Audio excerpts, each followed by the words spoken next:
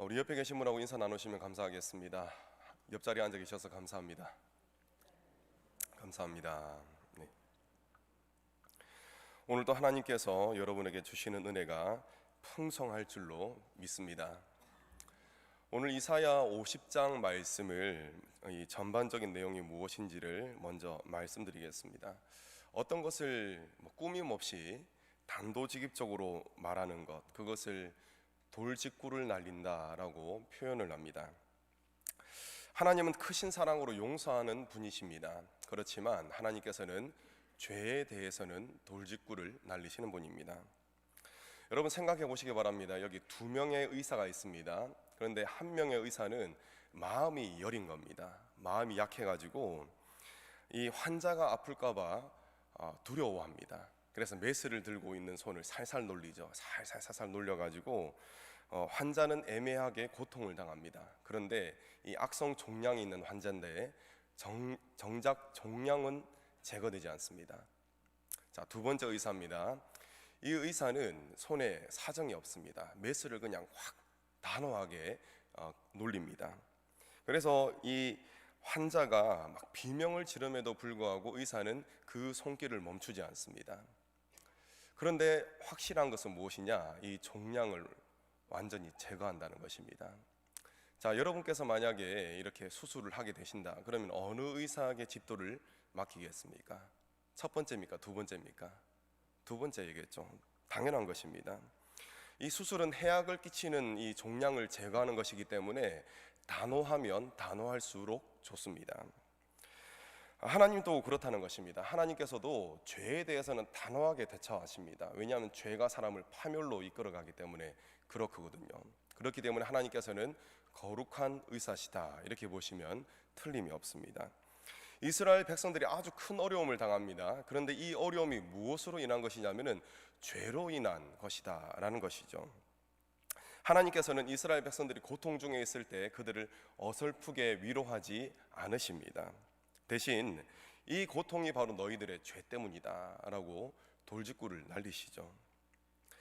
하나님은 하나님의 사람들을 세우셔서 이 회개의 메시지를 전하셨습니다. 지속적으로 전하셨는데 완악한 사람들은, 이 이스라엘 백성들은 하나님의 메시지 듣는 것을 달가워하지 않습니다. 그래서 하나님의 말씀을 전하는 이 선지자들을 미워하고 또 공격했으며 심지어는 그들을 죽이기까지 했습니다. 왜냐하면 자기 마음을 건드렸다 이겁니다. 오늘 말씀은 비록 이 공격들이 심각하지만 오히려 하나님의 사람들을 공격하는 이 사람들이 망하게 될 것이다 라는 것, 그 내용을 오늘 50장 말씀은 이야기하고 있습니다. 이사야 50장에는 주 여호와 하나님이라는 말이 4번 등장합니다. 원어로는 아도나이 예호바라는 그런 말인데 그것이 4절, 5절, 7절 그리고 9절에 등장합니다.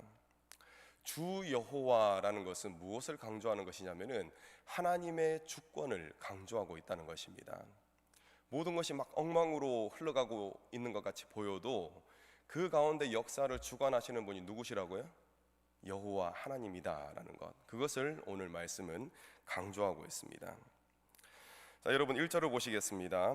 1절을 보시면은 이혼 증서가 나옵니다. 이혼 증서.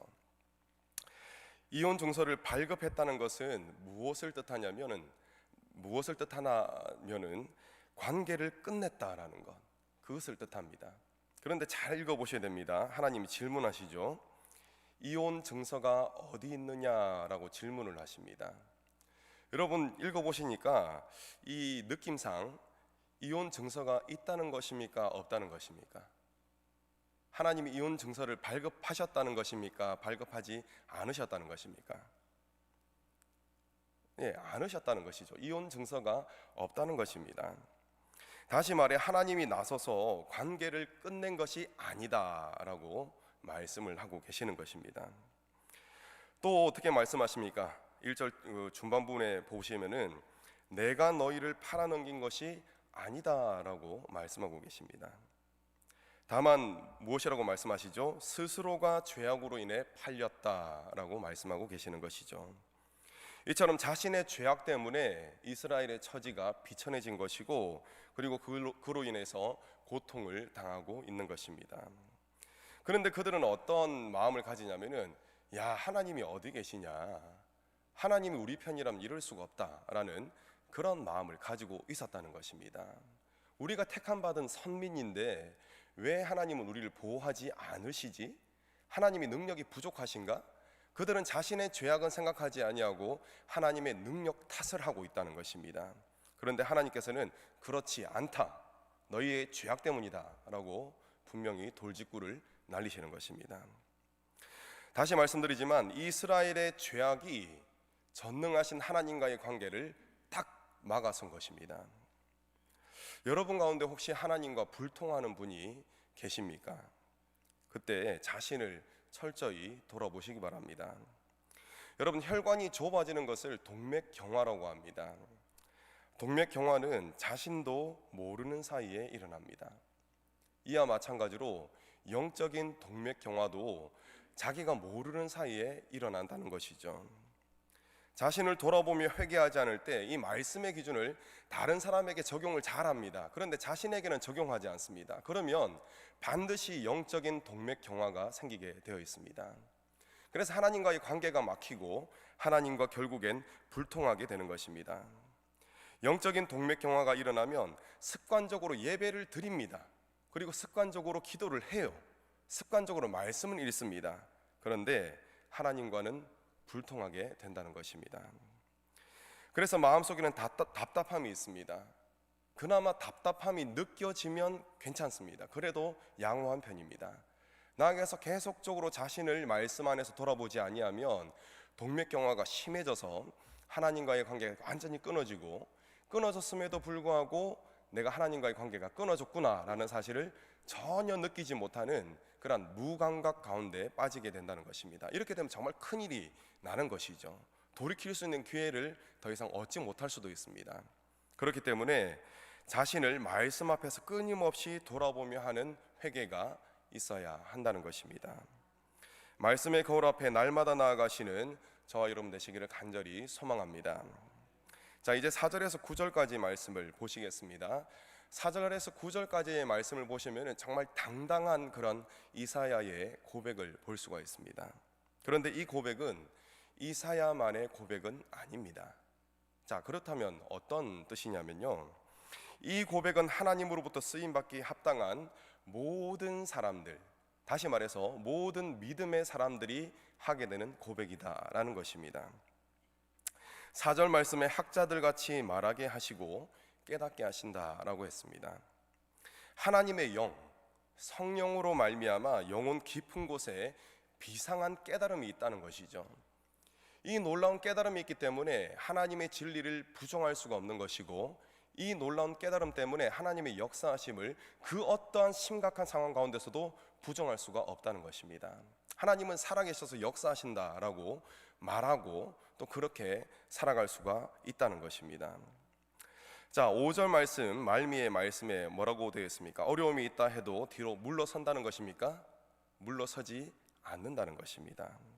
수욕을 당하지만 오히려 당당할 수가 있다는 것이죠.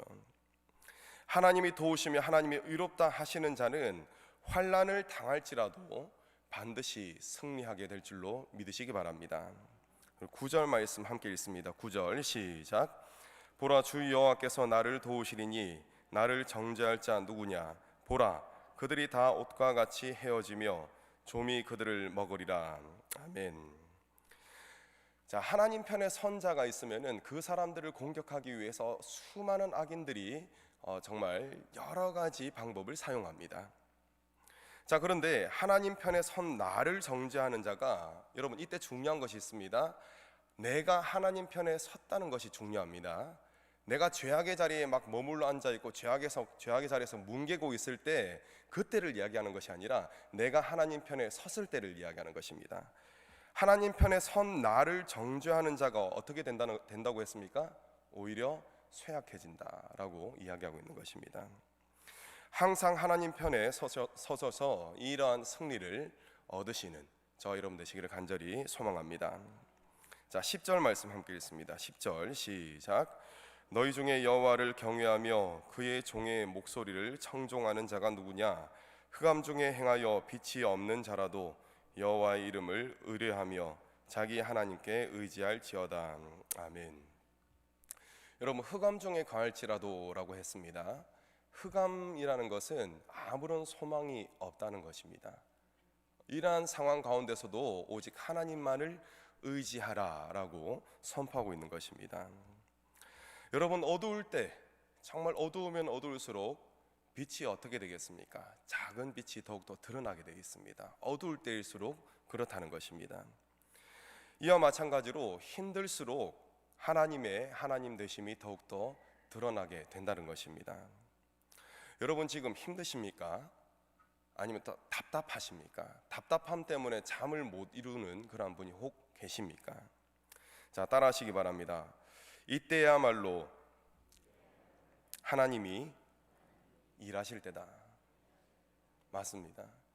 내가 해결할 수 있는 것 같이 보이는 어떤 문제면은 내가 해결하려는 노력을 나는 계속 기울이게 되어 있습니다. 근데 그것마저 탁 끊어졌을 때, 내가 할 수 있는 것이 아무것도 없구나라는 생각이 들어올 때, 그때 믿음으로 반응하게 된다면 어떻게 됩니까? 하나님을 찾게 된다는 것입니다.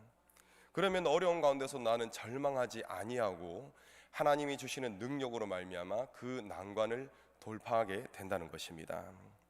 힘들 때 오히려 역사하시는 하나님, 살아계셔서 역사하시는 하나님을 더욱 의지하셔서 승리를 누리시는 저와 여러분 되시기를 간절히 소망합니다. 자, 11절을 보시기 바랍니다. 11절에는 주님 편의 선자를 핍박하는 이 핍박자들의 최후가 기록되어 있습니다. 하나님 편의 선자를 공격하기 위해서 그들은 횃불을 피웠습니다. 그런데 하나님께서 무엇이라고 말씀하십니까? 그들이 하나님의 사람들을 공격하기 위해서 피운 이 횃불이 오히려 그들을 살을 것이다, 이렇게 말씀하십니다. 여러분, 하나님은 살아계십니다. 그렇기 때문에 반드시 행한 대로 보응하시는 것이죠. 어떠한 경우에라도 하나님 편에 서 있는 것, 어떠한 경우에라도 예수 그리스도 안에 거하는 것, 이것이 중요합니다. 왜냐하면 오직 그리스도 안에 거해야만 최후 승리를 얻을 수 있기 때문에 그렇습니다. 그리스도 안에 거하는 것을 삶의 최우선 과제로 삼으셔서 하나님이 주시는 승리를 누리시는 저와 여러분 되시기를 간절히 소망합니다. 기도하시겠습니다.